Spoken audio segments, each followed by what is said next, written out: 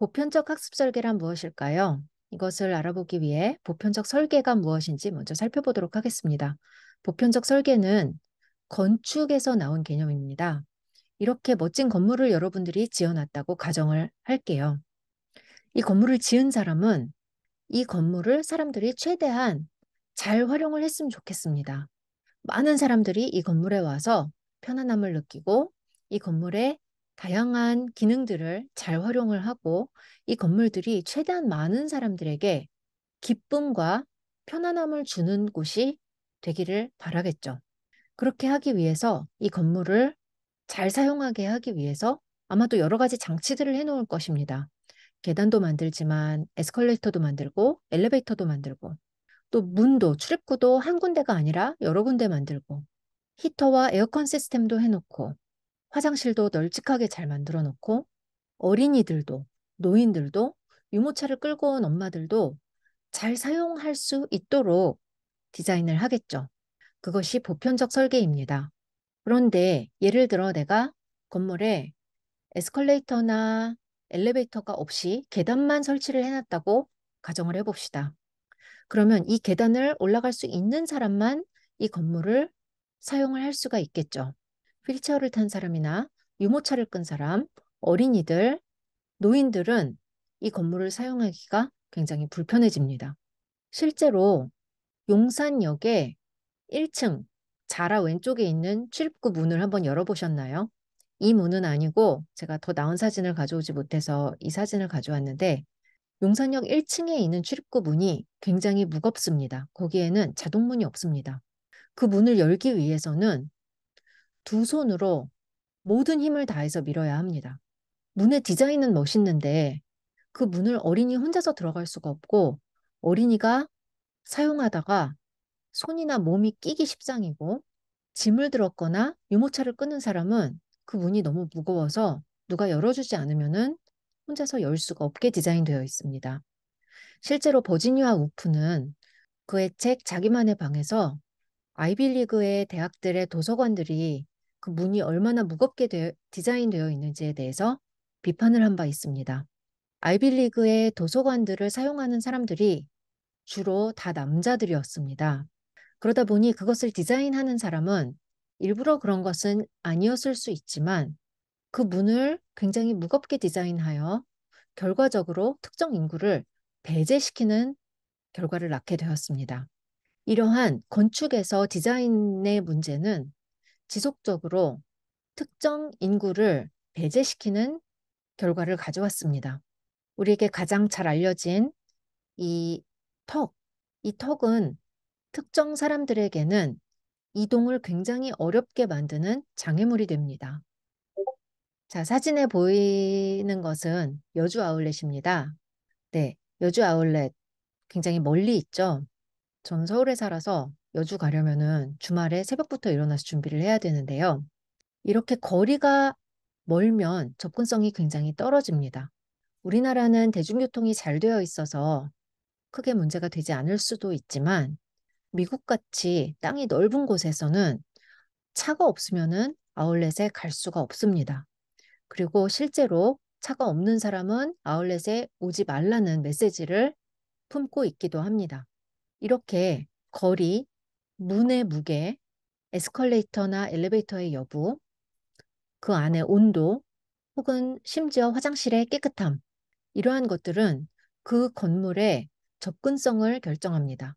즉, 사람들이 그 건물을 사용할 때에 접근성이 높게 디자인된 건물은 다양한 사람들이 그리고 많은 사람들이 그 건물을 불편 없이 사용할 수 있게 하고 반대로 접근성이 낮은 건물은 특정 인구를 배제시키는 결과를 낳을 뿐만 아니라 그 건물에 접근할 수 있는 사람들도 굉장히 불편한 경험을 하게 합니다.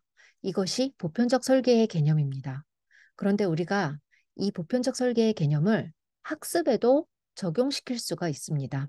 나의 수업을 지나치게 어렵게 디자인을 하거나 내 수업에서 나누어 주는 프린트물에 글씨가 너무 깨알같이 작거나 혹은 학생들이 이해할 수 없는 언어로 써서 주거나 혹은 지시를 명확히 주지 않거나 심지어 책상과 의자의 디자인, 교실의 온도, 선생님의 목소리의 크기, 학교까지의 거리 등은 모두 학생들이 내 수업에 접근하게 하는 데에 영향을 미치는 요소들입니다.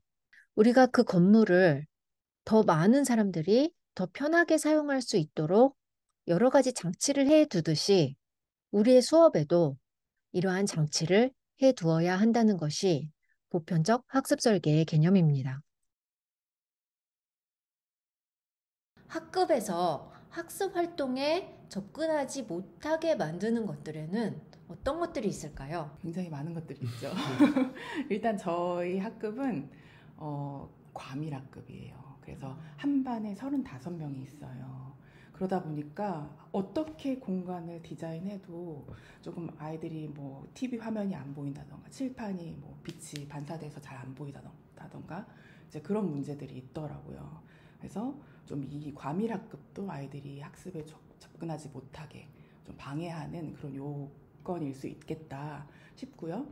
뭐 자폐성 장애가 있는 학생, 이 학생이 교사와 좀 거리가 떨어져 있을 때는 이 학생한테 아무리 얘기를 해도 자기한테 얘기하는지 좀 모르더라고요. 이제 교사의 그 말을 좀 소음으로 인식하고 멀리 떨어져 있으니까 그런 경우에는 물리적 거리가 좀 방해 요소가 되기도 하고요.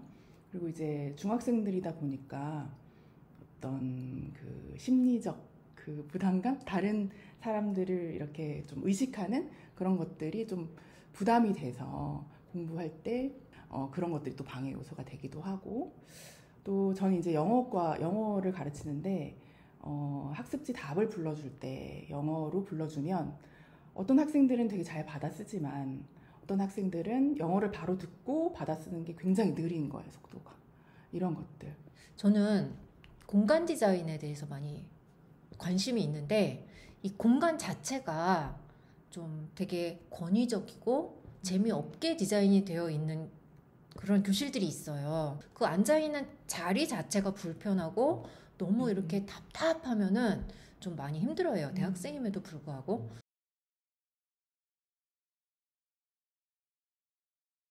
보편적 학습 설계는 왜 필요할까요? 여기 왼쪽에 보이는 아이는 맥도날드 조명을 불빛 삼아 학습을 하고 있는 아이입니다. 이런 아이들은 환경의 영향을 크게 받지 않습니다. 반면 오른쪽에 있는 아이 같은 경우는 환경이나 조건의 영향을 아주 많이 받습니다. 공부가 재미없어서 하기 싫고, 교실이 너무 더워서 하기 싫고, 유튜브에 재미있는 영상을 봐야 돼서 하기 싫고, 배가 고파서 하기 싫고, 졸려서 하기 싫고, 힘들어서 하기 싫습니다. 네, 대부분의 아이들은 아마도 이 오른쪽 아이와 비슷할 것입니다. 그런데 문제는 그런 아이가 한 명만 있는 것이 아니라 우리 교실에는 각기 선호도와 관심사와 특성이 다른 다양한 아이들이 있습니다. 이 학생 한 명 한 명을 우리가 다 개별적으로 맞춰줄 수 있으면 좋겠지만 현실적으로 그것은 불가능합니다. 우리는 이 모든 아이들이 다 성공했으면 좋겠습니다. 내가 지은 건물에 최대한 많은 사람들이 들어와서 그 건물을 활용할 수 있는 것처럼 내가 지은 수업에서 나는 내 수업에 들어오는 모든 학생들이 최대한 내 수업에서 많은 것을 얻어가지고 나가고 성공을 했으면 좋겠습니다. 그런데 이 각기 다른 특성을 가진 아이들을 내가 어떻게 다 맞추어 줄 수 있을까요? 1대1로 맞추어 주는 것은 불가능합니다. 그렇다면 가장 좋은 방법은 보편적 학습 설계의 원리를 활용하는 것입니다. 내 학급에 30명의 학생이 있고 그 30명이 모두 성공하는 수업을 설계하기 위해서 가장 효율적인 방법으로 할 수 있는 것이 바로 보편적 학습 설계라는 이야기입니다.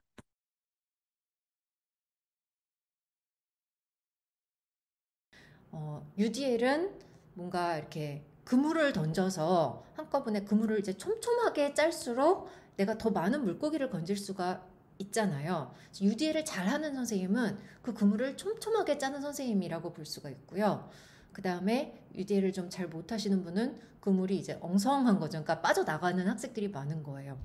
저는 그렇게 비유를 하고 또 어떤 전문가들은 UDL을 뷔페 식당으로 비유를 하기도 해요. 그래서 사람들마다 다 식성이 다르고 뭐 무슬림은 고기를 안 먹고 그다음에 또 어떤 사람들은 자기가 선택해서 베지테리안이 되기도 하고 또 어떤 사람들은 뭐 저탄고지 식사를 하기도 하고 그 많은 사람들의 그 다른 식성을 어떻게 맞추냐 이렇게 많은 옵션을 주면 된다. 그것이 UDL이다라고 설명하시는 분도 있어요. 저는 학생들을 데리고 그 놀이동산을 가본 적이 있어요. 근데 그때 학생들의 표정을 보면서 제가 많은 걸 느꼈는데요. 그 수업 시간에 좀 소극적이고 수동적인 아이들도 놀이동산에 가니까 너무나 즐겁게 자기만의 방식으로 놀더라고요. 그래서 놀이동산에 가면 우리가 한 가지 방식으로 놀지 않잖아요. 놀이기구도 되게 다양하고 연령대별로 즐길 수 있는 놀이기구 정해져 있고, 또 그런 거 있죠. 뭐 놀이기구가 싫은 학생들은 뭐 동물을 보거나 아니면 체험 활동을 한다던가. 그리고 또 아이들이 막 이렇게 얼굴에 꾸미고 막 이렇게 막 하는 거 되게 좋아하더라고요. 그러면서 노는 모습을 보니까 아, 수업도 이런 식으로 돼야 되지 않을까. 그냥 내가 뭐 획일적인 방식으로 수업하는 것보다 다양한 아이들의 취향을 고려해서 놀이동산처럼 즐겁게 이렇게 디자인해 주는 게 UDL 아닐까, 그런 생각을 했습니다. 아, 저도 선생님의 놀이동산에 가고 싶습니다. 네. 저는 대형 쇼핑몰이 어쩌면 약간 UDL 같은 보편적 학습 설계에 해당되지 않을까 생각을 했습니다. 왜 그러냐면 쇼핑몰 안에 다양한 가게들이 밀집이 되어 있잖아요. 맛있는 식당들도 있고 뭐 여러 가지 뭐 옷가게도 많이 있고 신발 가게도 있고 이런 것들이 다 포함하고 있는 상태에서 그것을 쇼핑하기 원하는 사람들이 누구나 들어와서 각자 자기가 선호하는 것을 선택해서 이제 그런 것들을 쇼핑하고 즐길 수 있으니까 아까 이 선생님께서 말씀해 주신 대로 즐겁게 자신이 하고 싶은 거를 직접 선택하는 과정에서 굉장한 즐거움을 가질 것 같고요. 가령 예를 들면은 이제 그냥 딱 정해져 있는 신발 가게는 그 신발을 사겠다 하는 사람만 이제 가는 건데 이게 어쩌면 개별화 교육의 개념이 아닐까. 하지만 대형 쇼핑몰은 모든 것들을 포함하고 있으면서 다양한 선호를 줄 수 있고 다양한 선택권을 주기 때문에 이런 부면들에서 어쩌면 이 대형 쇼핑몰 같은 게 UDL의 개념하고 흡사하지 않을까라고 생각을 좀 해봤습니다. 네. 자, 그 선생님들 얘기를 들으면서 제가 이제 이거를 보시는 분들의 그 원성이 막 들려요. 근데 그게 뭐냐면 내가 요거 하나 준비해서 가르치기도 어려운데 내가 놀이동산처럼 뷔페처럼 대형 쇼핑몰처럼 내가 그걸 어떻게 다 준비하나요? 라는 불만을 가지실 수도 있을 것 같아요. 내가 몸이 하나인데 어떻게 30 몇 명의 아이들한테 다 일일이 다가가서 이걸 다 맞춰주냐, 그런 말씀을 하시는데 사실 이게 개념을 완벽하게 잘 이해하지 못하셔서 하시는 질문이세요. 이거는 내가 한 몸이 직접 아이들 개별적으로 다가가는 게 아니고 아예 수업을 설계할 때부터 조금 다양한 옵션을 주는 거예요. 하나만 주는 것이 아니라 뭐 예를 들면 개념 하나를 설명할 때도 그냥 칠판에만 쓰는 것이 아니라 뭐 유인물을 준다던가 TV 화면을 보여준다던가 아니면 조별 활동을 한다던가 이렇게 다양성을 좀 추구하는 그런 수업이라고 보시면 될 것 같습니다. 사실 UDL을 하면서 가장 고민하시는 부면들이 그런 고민들이신 것 같아요. 말씀해 주신 대로 어떻게 이런 것들을 다 해줄 것이냐 고민을 하시는데 특별히 그런 것들에 너무 치중하고 너무 얽매이기보다는 학생들에게 좀 말씀해 주신 대로 다양한 접근 방식들을 제안을 해주는 게 UDL이라고 저는 생각을 하거든요. 그래서 정말 사소한 것부터 많은 큰 틀까지 학생들이 사용할 수 있는 뭐 필기구부터 해서 그 필기구 안에서도 다양한 물건들이 있잖아요. 이런 것들을 학생들이 직접 선택할 수 있는 권한을 준다든가 또 학생들이 좋아할 만한 뭐 위치 선정이라든지 이런 것들, 그리고 학생들에게 각자 다양한 역할들을 분담해 주는 건 역시도 학생들이 학급에 적극적으로 참여할 수 있는 하나의 큰 틀을 설계해 주는 거라고 저는 생각을 하거든요. 그러니까 우리가 UDL을 고민할 때 보통은 장애아이들에 대해서만 고민을 하는데 사실 장애아이들만 대상이 아니에요. 아침에 집에서 혼나고 온 아이, 좀 평소에 우울한 아이, 그냥 아침을 안 먹고 와서 그냥 기운이 없는 아이까지도 사실 다 우리 수업에 모두 포함시켜야 한다는 것이 UDL의 철학이거든요. 근데 어떤 아이가 집에서 케어가 잘 안 되는 아이예요. 걔는 필기구를 안 가져왔어요. 필기구를 안 가져오니까 학교 와서 공부를 할 수가 없는 거예요. 참여를 할 수가 없는 거예요. 그때 교실에 언제든지 가져다가 사용할 수 있는 필기구 연필통 놔두는 것부터도 UDL이다 라고 얘기를 하고 있더라고요, 실제로. 내 수업 듣다가 졸릴 아이, 좀 잘 못 따라올 아이, 그냥 관심이 없을 아이, 이 모든 학생들을 우리가 다 생각을 하면서 수업을 준비를 하면은 이런 방법도 써볼까? 저런 방법도 써볼까? 하면서 그 UDL적인 수업이 저절로 만들어지더라고요. 그리고 또 하나 제가 UDL을 직접 적용해 보면서 깨달은 게 뭐냐면 내가 단 한 명의 학생도 빠뜨리고 가지 않겠다라는 생각을 갖고 있지만 몇 명의 학생이 내 수업을 못 따라왔을 때 내 UDL이 실패한 것은 아니다. 그런 좀 편안한 마음을 가지셨으면 좋겠어요.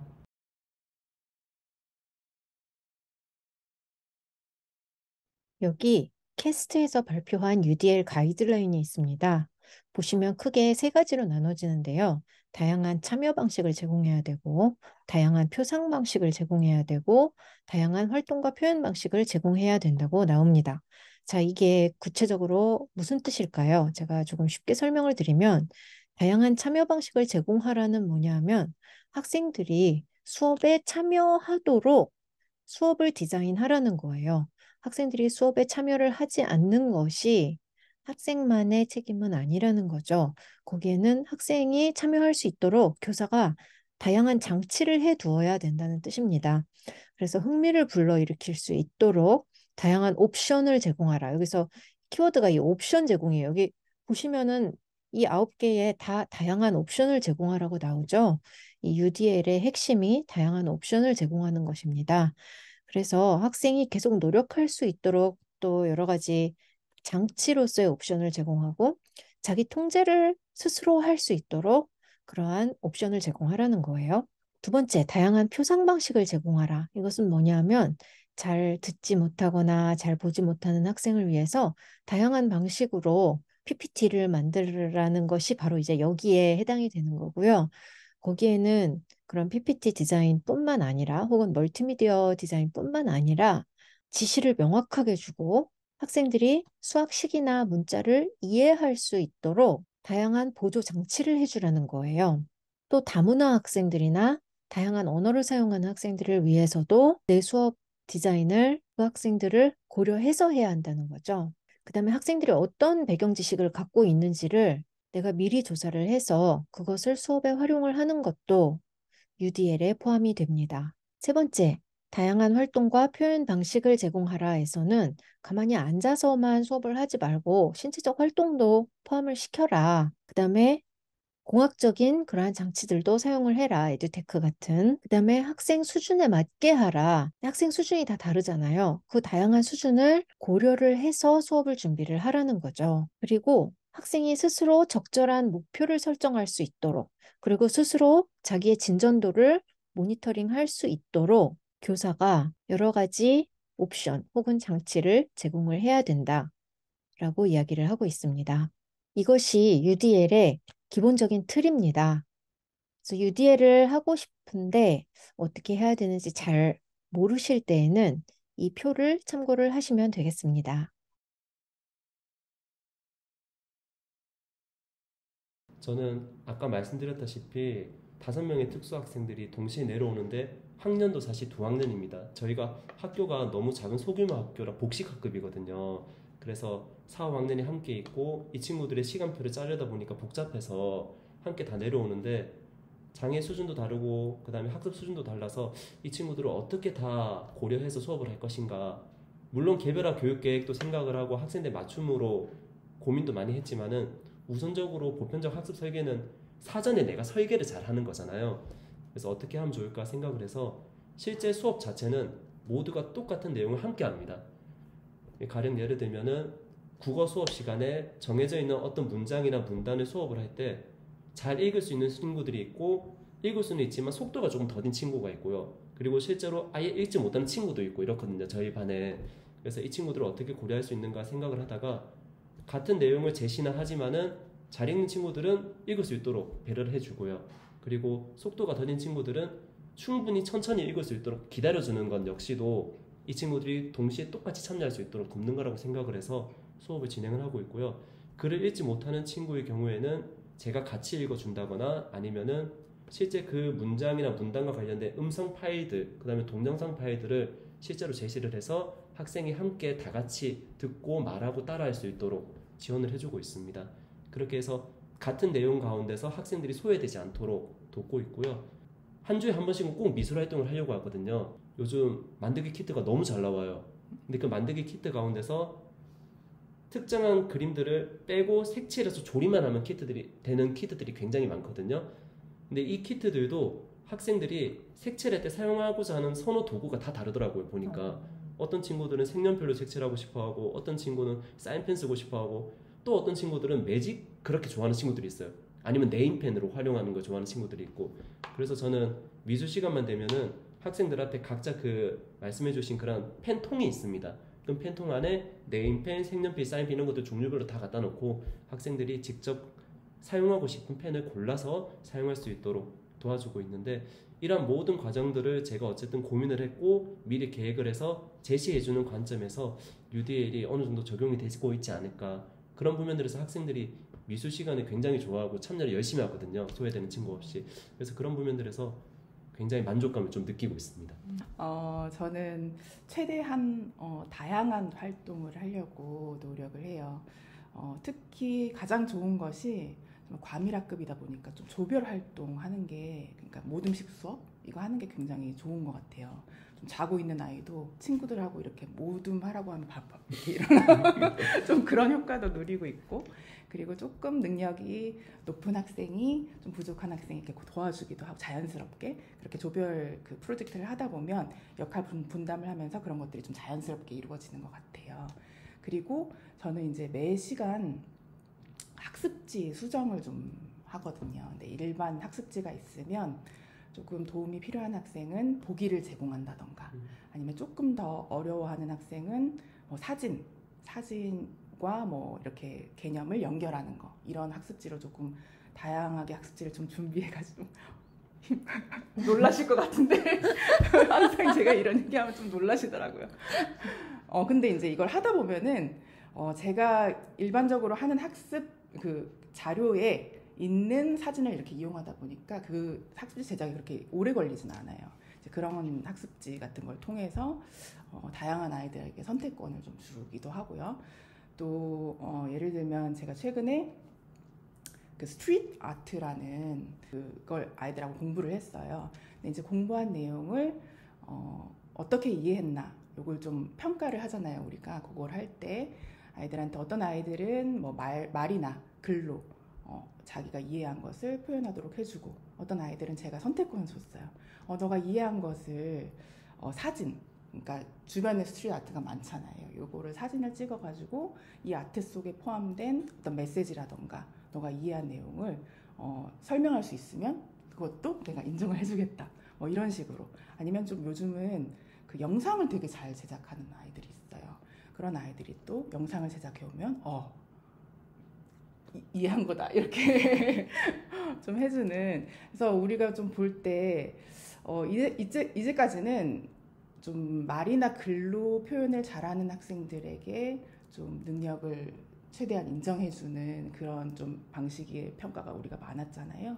그렇지만 요즘 아이들은 굉장히 다양해져서 뭐 그림이나 뭐 노래나 어떤 다양한 방식으로 표현할 수 있게끔 제가 해주는 것이 또 UDL의 저만의 적용 방법의 하나입니다.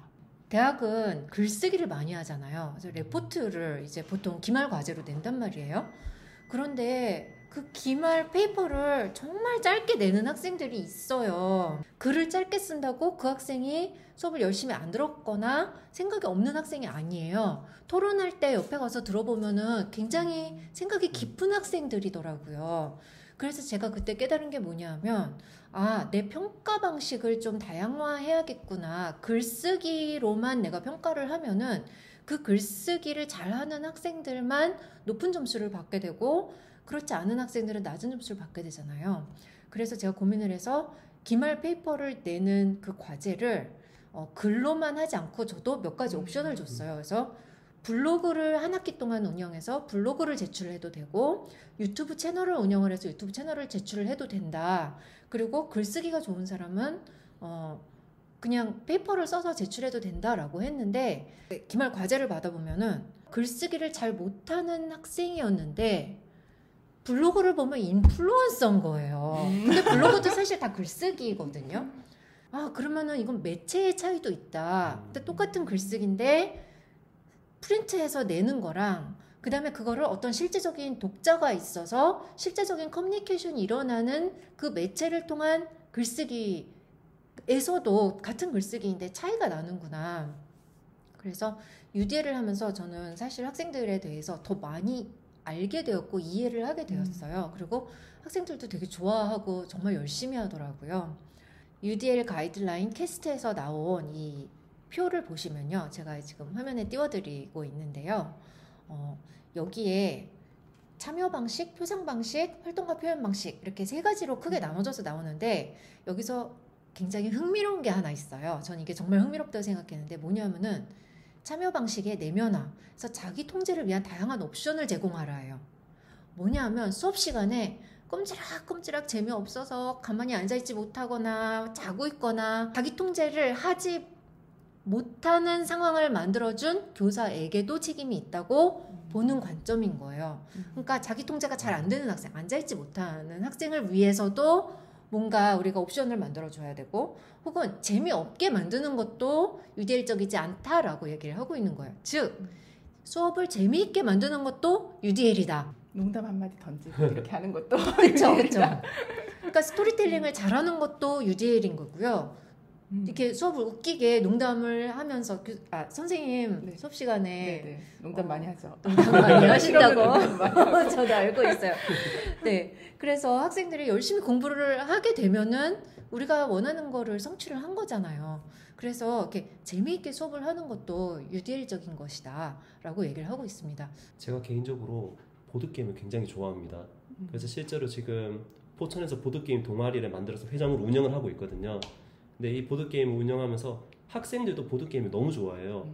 그래서 이 보드게임이랑 교과랑 연결을 시켜가지고 수업에 좀 진행할 수 있도록 해서 학생들하고도 재미난 보드게임을 가지고 수업에 실제로 많이 진행을 하고 있고요. 이 기회에 기회가 된다면 다른 선생님들께서도 보드게임을 활용한 교과 연계 수업들을 많이 좀 진행을 해보시면 학생들이 적극적으로 참여할 수 있지 않을까 싶습니다. 근데 혹시 학생들 안 싸우나요? 절대 안 싸웁니다. 모두가 성취할 수 있도록 할 수 있는 보드게임들이 굉장히 많아요. 저는 요즘 느끼는 건데 제가 지금 3학년 중3을 가르치고 있거든요. 근데 이제 얘들 2학년 때부터 가르쳤어요. 근데 이제 2년 동안 만나다 보니까 아이들하고 굉장히 가까워진 거예요. 그래서 제가 이제 뭐 쉬는 시간이나 점심 시간 이렇게 아이들 만날 때 뭐 장난은 좀 잘 쳐요. 이렇게 때리고 도망간다던가 숨는다던가 막 이런 실없는 장난을 많이 치는데 아이들하고 이렇게 가까워지니까 조금 학습 내용이 나한테 어렵다 싶어도 선생님의 기대를 충족하기 위해서 아이들이 노력하더라고요. 저는 그 모습을 보고 되게 감동받았거든요. 이게 수업 기술도 물론 중요하고 뭐 중요하지만 아이들과 라포 형성 이것도 UDL이구나. 제가 그런 생각을 했습니다. 네.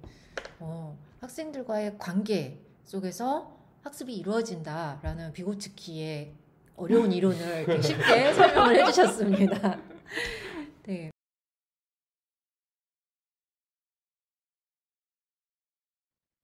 UDL과 개별화는 어떻게 다르냐? UDL은 접근 전략입니다. 그리고 개별화는 그러한 접근 전략의 방법 중 하나가 될 수 있겠습니다. 저는 이것을 무지개와 두 가지 색으로 비유를 하는데요. 이렇게 UDL은 우리 교실의 무지개색처럼 다양한 학생들, 모든 학생들을 고려하여 수업을 사전에 설계하는 것이 UDL입니다. 여기에서 이 보라색 학생이 장애 학생이라고 했을 때 이 학생까지도 모두 고려하여서 수업을 설계하는 것이 UDL이고요. 반면 개별화는 이 대부분의 학생들에는 관심이 없습니다. 이 보라색 학생, 이 한 사람만을 위해서 교수적 수정을 하는 것이 개별화라고 하겠습니다. 여기 전통적 교육과 UDL, 개별화를 비교한 표가 있습니다. 자, UDL은 낮은 수준의 학생부터 높은 수준의 학생까지 모두를 고려한 설계이고요. 여기서는 학생 중심으로 설계를 합니다. 그리고 여기서 가장 중요하게 생각하는 것은 선택입니다. 그리고 선제적이에요. 사전에 내 수업을 설계하는 방식인 거예요. 반면 개별화는 개인 맞춤형입니다. 이것은 교사 중심이고요. 여기서는 수정을 중요하게 생각합니다. 그리고 개별화는 반응적입니다. 즉 학생의 수준을 보고 사후에 계획한다는 뜻입니다. 보시면 UDL은 다양한 학생을 위해서 설계를 하는 것인 반면 개별화는 특수한 학생을 위해서 설계를 합니다. 그런데 특수한 학생도 사실 다양한 학생에 포함이 될 수가 있거든요. 그래서 UDL이 더 큰 개념이라고 할 수가 있겠습니다.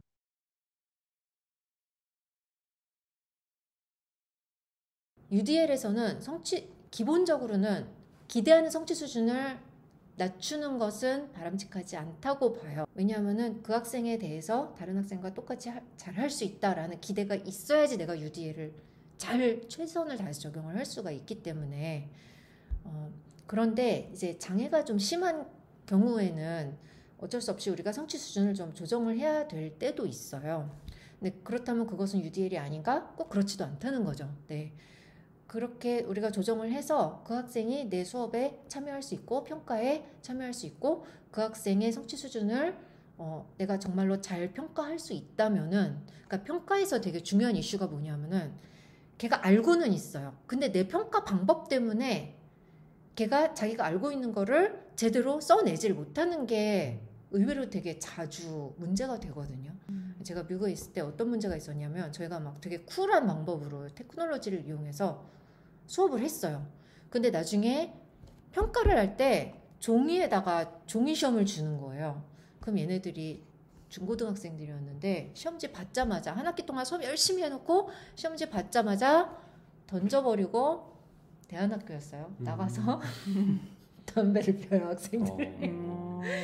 네. 근데 얘네들이 이걸 모르는 게 아니거든요. 그러니까 이거는 평가 방법의 또 문제인 거예요. 그래서 이 평가 방법도 중요하고, 그 다음에 성취 수준을 조절할 것인가 말 것인가, 그 다음에 어느 수준까지 우리가 조절해야 될 것인가를 UDL적인 측면에서 좀 고민을 해보는 것도 필요하다고 생각을 합니다.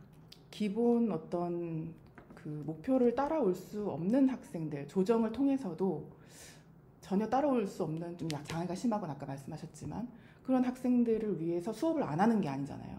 이 학생들을 위해서도 수업을 마련하고 제가 뭐 교수 수정해서 어떻게든 한 학기를 보내는데, 근데 이제 나이스에 입력하는 것은 동일한 이제 일괄적으로 입력이 돼야 되잖아요. 이 학생들을 위한 목표가 분명히 있었음에도 불구하고 그걸 입력을 하지는 못하고, 물론 뭐 그 입력이 중요한 게 아니라고 말할 말은 없지만 그런 것들이 이 학생 입장에서는 굉장히 억울할 것 같더라고요.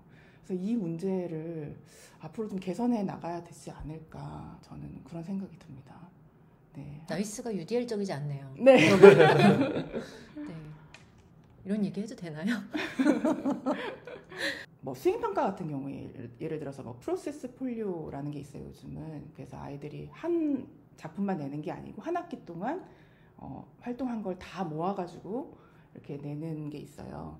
그런 거 같은 경우에는 이제 장애가 있는 학생도 좀 자기가 할 수 있는 최대한의 것들을 좀 모아서 내면 이제 회의를 통해서 어느 정도 기본 점수만 받는 게 아니고 어느 정도 노력 보면 저희가 알잖아요.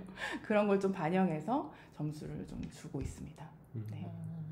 선생님들 말씀을 쭉 듣다 보니까 아무래도 한국 같은 경우는 기본적인 교육 과정이라는 게 다 짜여져 있고 성취 기준이 있고 하다 보니까 이 성취 기준을 따라가려던 교사들의 이러한 어쩔 수 없는 상황 때문에 학생들과 관련하여서 자꾸 주입식 수업을 하게 되고 뭔가 계속 가르치게 되고 뭔가 정해져 있는 답을 요구하게 되는 것 같은데, 이런 것들이 뭔가 총체적으로 바뀔 수 있는 좋은 계기가 있으면 좋겠다라는 생각도 좀 개인적으로 들고요. 흥미로운 것들을 또 알게 된 게 있어요. 그래서 혹시 코이의 법칙이라고 들어보셨어요? 아니요. 그 코이라는 잉어 물고기가 있는데 이 잉어 물고기가 굉장히 재밌는 게 환경이 어떠냐에 따라서 성장하는 느낌이 완전히 다릅니다. 조그만 어항성에 넣어두면은 뭐 한 10cm, 뭐 8cm밖에 못 자라는 이 잉어 물고기가 강에다 풀어두면은 똑같은 잉어 물고기인데도 불구하고 1m 넘게 자란대요. 그래서 우리 학생들도 장애가 있든 없든 각자가 가진 잠재력이 다 다양하잖아요. 그런데 너무 정해져 있는 교육과정 내에서 우리가 학생들의 잠재력을 보려고 하지 않고 이 교육과정에 맞춰서 따라가려고만 하다 보면은 학생들이 가지고 있는 이러한 것들을 펼칠 수 있는 기회가 없지 않을까라는 생각이 들어서 이 보편적 학습 설계라는 개념이 교사로서 참으로 많은 고민을 하게 만드는 이론인 것 같고, 그래서 가능한 한 모든 학생들이 각자의 그런 능력이라든지 잠재 능력을 마음껏 펼칠 수 있고 기회를 박탈당하지 않는 좀 그런 환경들을 제공해 줄 수 있게 앞으로도 모든 교사들이 같이 고민을 좀 해봐야 될 것 같고, 이러한 같이 대화 나눌 수 있는 시간들이 많이 있으면 좋지 않을까 라는 생각이 들었습니다. 마지막으로 드리고 싶은 말씀이 뭐냐면 제가 그 야구 게임을 잘 안 봐요. 야구에 별로 관심이 없는데 제 주의를 끈 야구팀이 하나가 있었어요. 그 팀이 뭐냐면 SSG였거든요. 근데 이 야구팀이 생긴 지 얼마 안 됐어요. 근데 생긴 지 얼마 안 됐는데 우승을 했어요. 근데 그 비결이 무엇이냐? 그 야구 구단의 구단주가 자기 팀을 너무너무 사랑하는 거예요. 그래서 자기 팀을 위해서 모든 정말 물심양면으로 모든 지원을 다 해주고 그중에서 제일 큰 지원이 무엇이었냐? 응원이었더라고요. 그래서 보통 야구팀이 그렇게 구단주의 응원을 열렬히 받지는 못한대요. 많은 기업들에게 있어서 야구팀은 사실 좀 골치 아픈 그러한 존재일 때도 많이 있다고 하더라고요. 근데 이 야구팀은 정말 특별하게 너무나도 많은 응원을 받아서 우승을 했습니다. 우승을 했는데 그 구단주가 너무 기뻐하는 거예요. 근데 그걸 보면서 아, 저런 것이 우리 교사들도 저런 마음을 가져야 하지 않을까라는 생각을 해봤어요. 우리 학생들 한 명 한 명이 다 성공했으면은 좋겠잖아요. 근데 우리가 평소 가르칠 때 우리 학생들에 대해서 정말 우리 학생들을 응원하는 그런 마음을 내가 열렬히 응원하는 마음을 이렇게 항상 갖고 있었나? 라는 성찰을 또 하게 되었고 그 다음에 그 학생들의 성공을 정말 기뻐해야 된다 라는 그런 레슨을 이 야구팀을 보면서 받았습니다. 네. 자, 선생님들 오늘 이렇게 자리 함께 해주셔서 너무너무 감사하고요. 더 많은 이야기는 기회가 된다면 또 다시 이런 자리를 만들어서 저희가 들어보도록 하겠습니다. 네, 감사합니다. 감사합니다. 감사합니다.